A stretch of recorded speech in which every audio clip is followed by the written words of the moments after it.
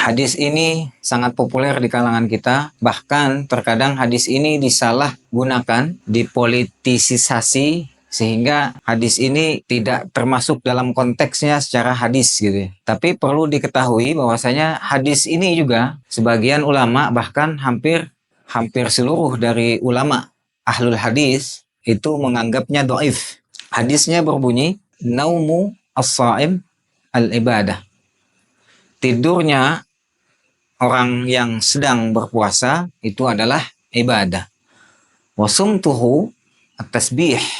Diamnya adalah tasbih pada Allah Subhanahu wa taala.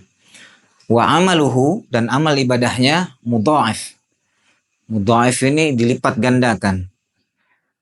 Wa du'auhu mustajab, dan doa-doanya adalah diijabah oleh Allah Subhanahu wa taala.